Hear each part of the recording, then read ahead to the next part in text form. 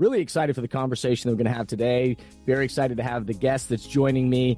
Eric Stone's passion for business led him to an influential 26-year career at the iconic rental car company, Enterprise Holdings, where he quickly became one of the most decorated regional vice presidents in the company's history. Eric attributes much of his success to the ability to create, ignite, and elevate a high-performance culture. Great conversation. So welcome, Eric. That's why I think culture is so intentional. Strategy has to be designed to embrace the culture. The culture has to be able to execute the strategy, and they're both in lockstep. Welcome back to The Thermostat with Jason Barger. If you're currently on a commute, a walk, or just a micro break in your day, glad you're making time to step back, to think, and to reflect on the next steps on your journey. I've never been more convinced the best leaders and team cultures in the world are the ones that make time to step back, breathe in good oxygen, and calibrate their thermostat. I hope today's conversation leaves you feeling grounded and inspired. Now let's dive into today's topic to engage our minds and hearts in order to authentically lead and create compelling cultures wherever we are in the world. Hey, everyone, it's Jason, and welcome into the Thermostat podcast, wherever you are, however you're coming to the podcast today. So glad you're back. Again, my commitment to you is that this will be a place for you to step back, to take a deep breath, and hopefully think about the temperature that you're trying to set in your life, in your work, for the organization, for the people that you are serving. If you, of course, will do the favor before we dive into today's conversation, and if you'll rate the podcast 5 stars, of course, on whatever platform you are using. I keep being told you got to keep telling people that, so I guess I'll keep telling people that. So if you rate the podcast, obviously every time that you leave a review in your own authentic words, whatever resonates with you, that's always helpful for the algorithms, for people to find the podcast.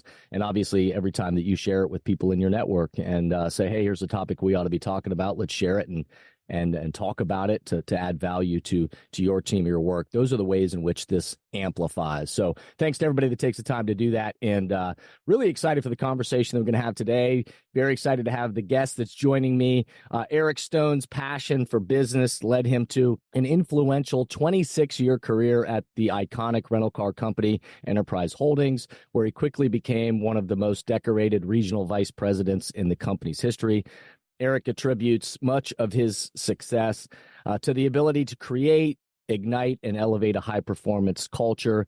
Eric retired from Enterprise in 2018 and founded Clear Path Ventures, which specializes in guiding young professionals and businesses as they navigate their way and their path to success. So he reached out a while back as he was launching his first book. We've connected a little bit, both culture guys. Been excited to meet him along the way, and thought it'd be great to share him and bring him into the podcast for a great conversation. So welcome, Eric. Jason, great to be part of the show. Really appreciate the opportunity to share some insights with all your guests. Yeah, man.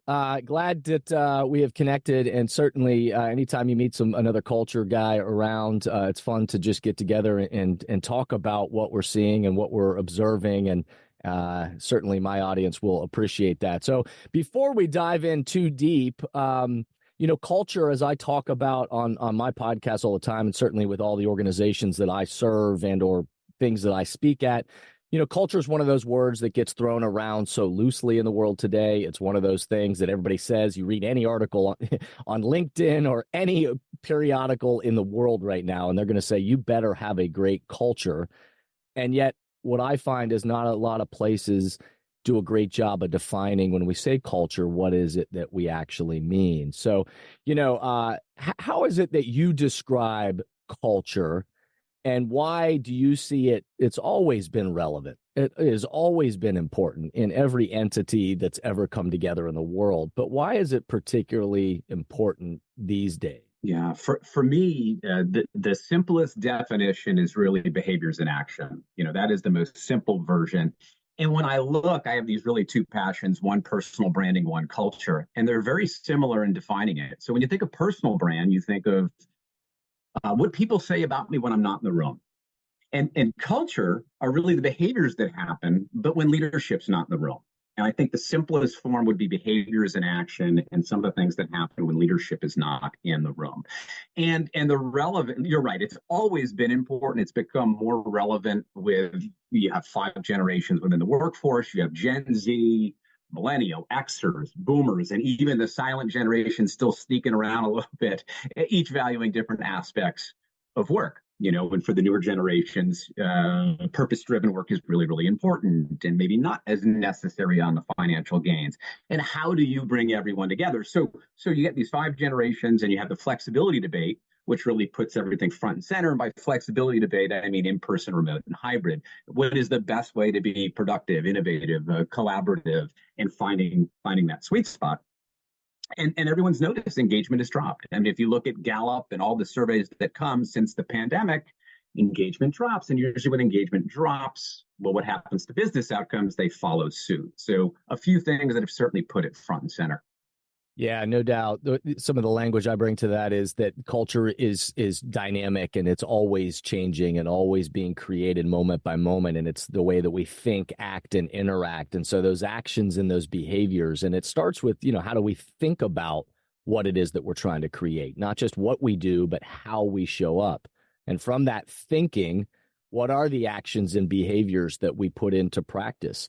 And how does that lead to the interactions? Yes, when leadership is in the room, and certainly even when then leadership is not in the room. What is that? How do we think about not just what we're there to do, but how we show up to do the work and those actions and those interactions? And absolutely, all of the statistics, again, culture, if we studied the most effective groups of humans on the planet through the history of time, at doing whatever it is they came together to do, the culture of not just what they did, but how they did it has always been relevant. But as you just pointed out, of course, that coming out of the pandemic, that the statistics of such low engagement, low levels of trust, and yet also markers of saying these different generations and the workforce now saying, hey, I actually will take less money. I mean, I'm not advocating for less money, but I'll take less money to be a part of a more meaningful culture. And that really culture is driving that. So it's really a fascinating and exciting time to be a part of that conversation and that dialogue and development for places to help them proactively shape the culture they want, not the culture that they are experiencing. So you've got a new book that's out right here. I'm holding it right here, and I've had a chance to look through it and really like what you've done here. Jumpstart Your Workplace Culture. Tell us, just give us the quick, elevator speech as to why this book and what about this, why did this resonate with you to kind of not just like the idea, but bring it to book form? Yeah, I listen, I was always fascinated with what is the thing that makes organizations do something special. And so after a long career of having a chance to lead a variety of people, I would get asked a lot, hey, what are you guys doing to create this, whether it was customer service, sales, market growth, this unique kind of culture? It always resonated with me. And so I felt it was misunderstood, kind of really your opening kind of dialogue of like, what is it? What is this nebulous thing? And I felt it was very measurable, actually. I felt you could measure it, and I felt it was the catalyst to execution. And I felt they had something that I wanted to share. And so hence, all of a sudden, I start to create an outline, put something together, share stories, do interviews, talk to talented people like yourself, and put everything together into this roadmap that will hopefully allow people to not only get more clarity of what it is, but what are ways to get initiatives within an organization that are threaded through the entire fabric, from new hire to the person who's just about to retire.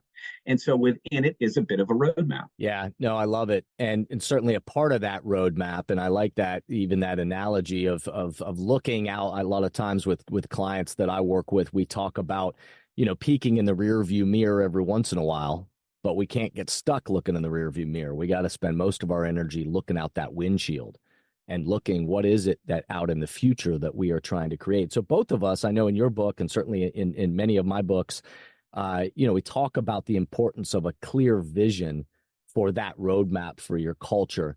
How do you see that? Talk a little bit about that, the importance of kind of that clarity around vision, and how that impacts that culture that you are trying to create. Yeah, I think such a critical. I know a majority of this, of course, is going to be audio, but I did put a little visual for you. So as I walk you through this, so the Nice. first thing is obviously anything for organizations for clear vision. It allows people to be at their best. There's no distractions that can get in the way. I understand the whys. And in the book, I actually reference something called the hourglass. And this will define a little bit of how to create clear vision with a visual. So for those who can't see it, I'll walk you through it. But it's an hourglass. And on the top of the hourglass, you're going to see this discovery. And this is kind of reflections of the past, reaching out to your clients, customers, stakeholders, employees, and pulling information that is going to help you be successful on whatever initiative might be next. And as you're pulling all of this stuff to create clarity, you're orchestrating with your team as the hourglass comes out. You got all this great feedback. And so you're trying to take and orchestrate a game plan or a vision. Right where the hourglass goes is the rollout, is the vision, is the clarity. It is those 3 to 5 things that are critically important. And that is where you mentioned the word amplify in the beginning. This is where you must amplify everything. And then more importantly, or equally as important, as the hourglass then comes out again, you're going to reinforce all of the things that you're sharing so people can get a good understanding. That is through training. That is through reviews. Your reviews should reflect your values, mission, vision, and all of those key priorities. We used to call them big rock items in the day. And then as it lands, and so now it lands, all the sand is now on the bottom, and this is the assessment part of the process. And so you can now kind of assess what has been going on throughout the organization. Hopefully the vision is very clear, allows people to be at their best. Now, the interesting thing about an hourglass is right when you think you have it, right when you think you have the culture, we know it's ever moving, you have to turn that hourglass over again. And I don't say start from the beginning, but you're going to kind of see where you are along that 5-stage process. The other key thing to really the head of the question is to the left, there are these 2 foundations in an hourglass that will kind of hold it upright. And mission, vision, values is on one side of the pillar, and the other side are policies and procedures. And those are going to guide your decision making. And so when I look at vision and how do you create everybody to understand in alignment, I really talk a little bit about the hourglass approach. And it's called an hourglass for a reason, not an eyeglass like I'm wearing since I was 7. It is bringing everyone together. So the word hour, O-U-R in it. But before we dive into that, let's take a quick break. Let's pause for a second, and we'll be right back. Many teams and organizations right now are realizing that they need to do both. They need to engage the minds and hearts of their people in person, where everyone in the room can experience the energy of congregating together and find clarity for the road ahead. And they also need to continue to find ways to engage the minds and hearts of their people virtually with those who are working remotely or at a distance. So, if you are in the process of planning your next team meeting, company all-hands event, conference or culture summit, and are looking for support with a powerful keynote speech, facilitated team conversations that are the currency for change, or deeper development on leadership mindset and an intentional strategy for the culture you're trying to create, I hope you'll contact us at jasonvbarger.com, jasonvbarger.com. It is my privilege and our honor to partner with great people to provide support in these areas. We want to breathe oxygen into your leaders and throughout your organization so you can set the temperature you want for your culture. We look forward to connecting with you soon. I hope you'll contact us at jasonvbarger.com, jasonvbarger.com. It is my privilege and our honor to partner with great people to provide support in these areas. We want to breathe oxygen into your leaders and throughout your organization so you can set the temperature you want for your culture. We look forward to connecting with you soon. Yeah, and I think we talk about, again, it's many places talk about culture and the importance of culture, but then oftentimes don't do a great job of defining it. The other element of that is when we can't define it and we don't have that clarity of vision of what is that future state that we're trying to create, then it starts to feel blurry out that windshield to everyone around us. And so then it's not surprising within a team or an organization when you start to have some of that disengagement, or you start to have those doubts or lack of trust, or all of the symptoms that start to become noticeable, because it's not very clear out that windshield. And if we haven't really defined and we can't articulate, part of the language I talk about in leading cultural change is I talk about, many of you on this have heard me talk about the 6 A's of the change process. But you have to be able to articulate as one of the A's is, if we can't describe it to one another, then why would we be surprised when it doesn't exist? And so being able to see out that windshield and have clarity of what we together are trying to create, and then can we describe it to each other? Now, it sounds simple, but you and I also both know that there are obstacles that are going to show up along the way. That, of course, we're talking about human beings. I often say to many organizations that all an organization is a collection of humans. And a collection of humans means that we're imperfect. It means that we make mistakes. And even if we have that clarity of the vision, executing of the vision is a whole different part of it. So from can we articulate the vision to what are the actions and behaviors that are going to lead it, and how are we anchoring that in our culture? There are obstacles that show up along the way. So what are some of those obstacles that you're seeing that get in the way of us then actualizing that vision? Yeah, no matter whether you're nonprofit, for profit, I think one of the simplest ones is complexity comes into play. And so you start to look at those pillars I talked about, policies and procedures on the right side, and we tend to be additive to a lot of things, because we're really excited about something and we add these extra steps. These extra steps can convolute the message and gives a lack of clarity. And I'll give you something. I'll give an example. I recently, in the healthcare arena, and I hate to say healthcare because I'm sure there's some amazing companies who do it. I made a simple call to a healthcare company. All I was doing was dropping my daughter, who finally gets a nice job after college. I shouldn't say finally, but gets a job. And we were removing her from the healthcare plan. And that one action caused me to have to do an escalation plan for some odd reason, because they didn't have certain things that they needed to have about my family's plan. So now all of a sudden, the person on the phone, all I'm looking for is just, I'm just dropping my daughter. Instead, we have to do an escalation plan that takes 10 days. I then follow up 5 days later because no one gets back to me. And we have to re-escalate the plan and start the clock over again, all because of this weird procedure and policy that doesn't allow. And so it doesn't only affect the employee, this complexity, it affects the customer's experience, and that's double impact. And so the complexity would be one of those. I think redundancy is another, where, I remember the first time I took over a struggling operation, they used to have staff meetings every single month, and they were full-day staff meetings, and everyone can relate to that they can be pretty ineffective if you're having it to have it. And so we had to understand, what is truly the purpose of this? Why was it driving the right behaviors and outcomes? And so we went from every month to twice a year. And so it really presses things together like the hourglass, where you roll the thing out and everyone starts to understand it. It's not as complicated, not complex. It's not redundant. And then I think a lot of people struggle with flavors of the week. I talk to so many people, and week one, it's all about market share.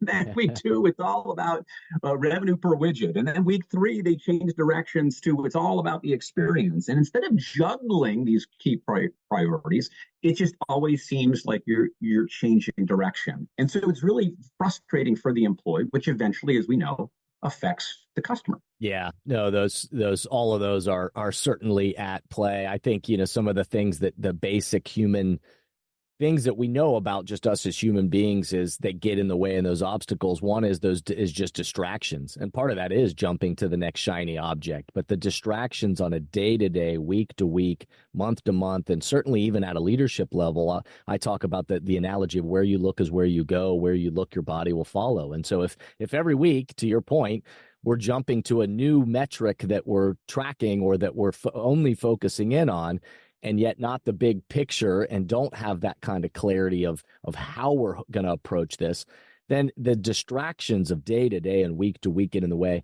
I see this, some of the common human things is when we start to, I just did a speech the other day for an organization where it's talking about the when our own individual pursuits, our own individual ego out, is more important than the eco, the ecosystem. And we start to think from that, my role, my task, my role in this is more important than the ecosystem. Then we start to see these obstacles show up. And yet, again, in culture shaping, if our first priority is the ecosystem and then how we contribute and bring our strengths and gifts and role to it, then we're more likely to create that kind of environment. The other distractions I think about is just, anytime we're valuing numbers over humans, obviously what we're seeing in the world right now is just these low levels of trust within organizations, trust of leadership, trust in the direction we're heading. So all of those things become obstacles that put up these kind of roadblocks for us from creating that culture we've said we want to create. And then when you do the things that you were just describing, the redundancy, the meetings that, wait, why are we even doing it this way? We start to perpetuate those things. That becomes the culture. So we may say we want something else, but yet what people are experiencing is something totally counter to that.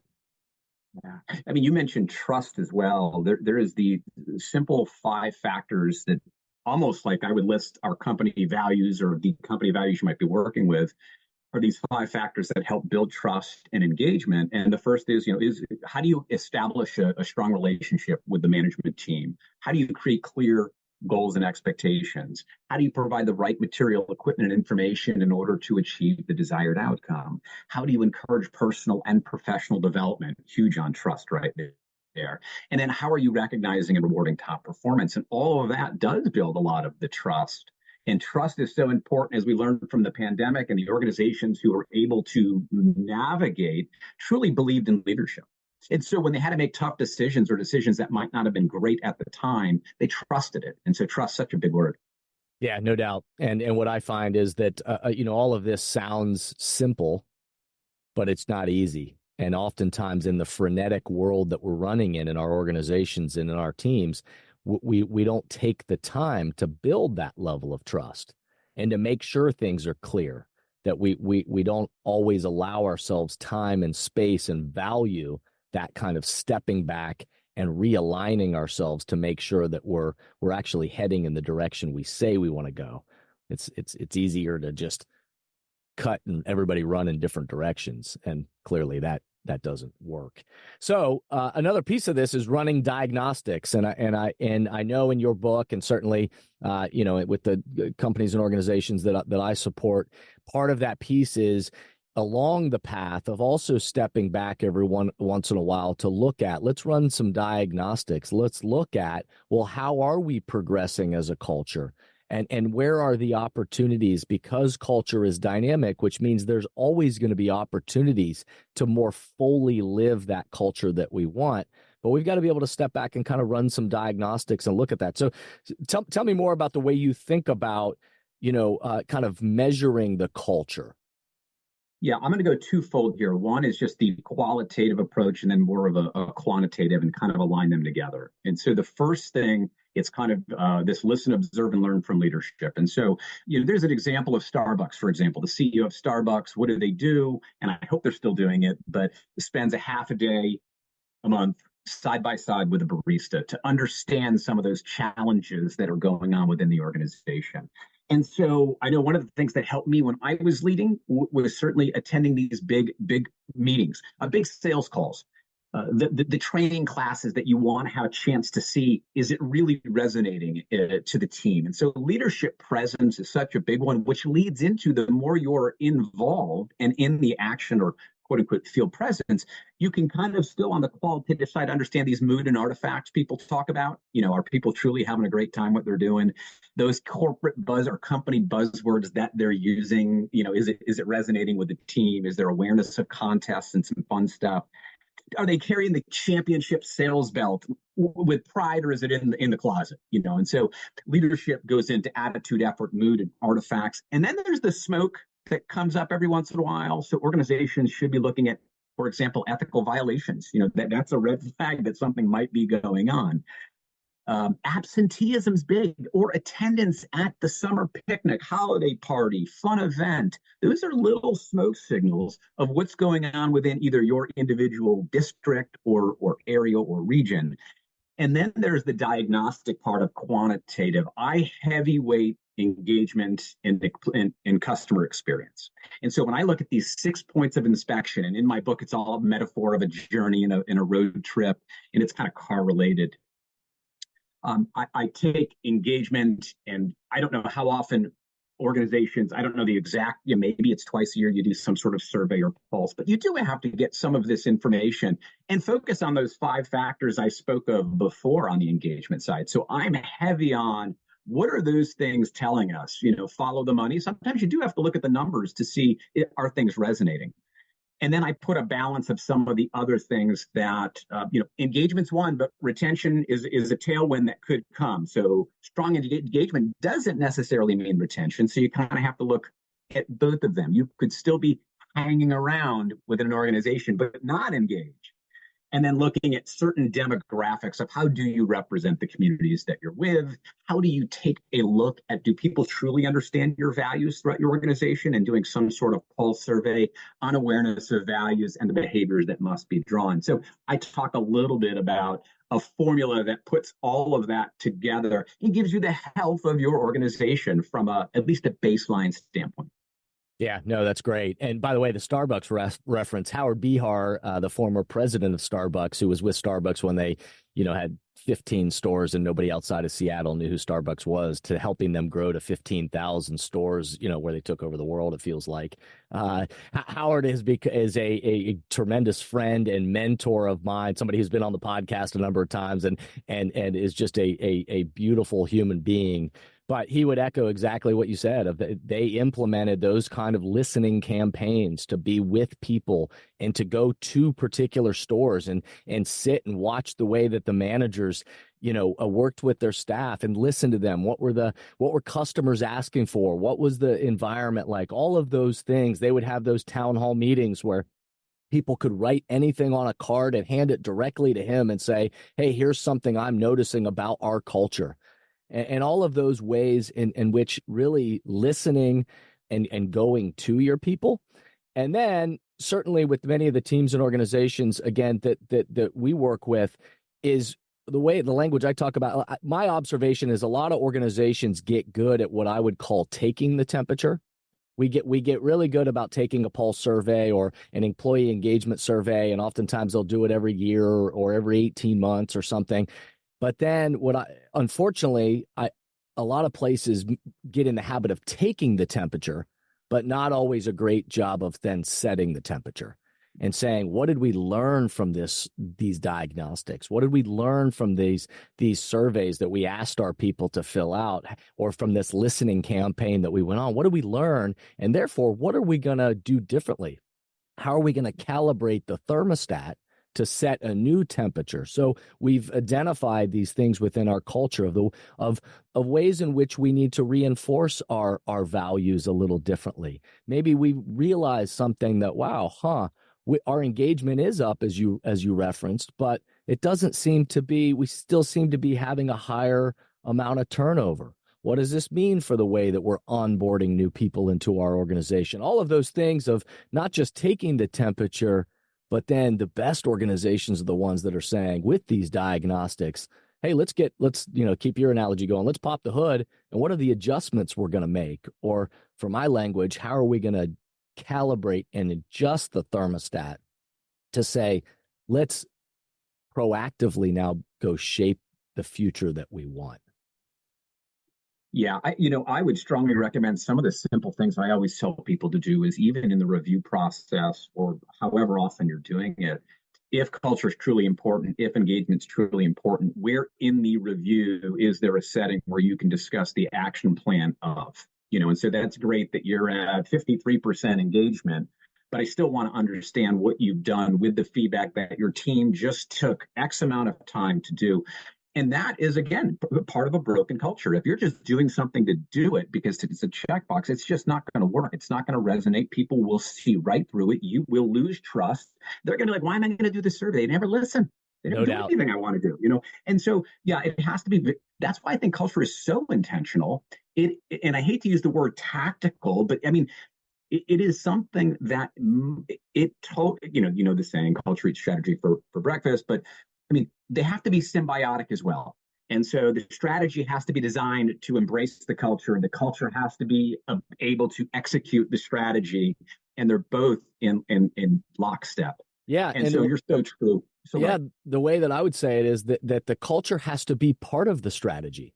We are, and what I see, especially coming out of the pandemic, with the best and healthiest organizations are the ones that recognize our strategy for developing people and culture is a part of our strategy. It has to be baked within our health as an organization. It's not an add-on or an extra thing that we work on.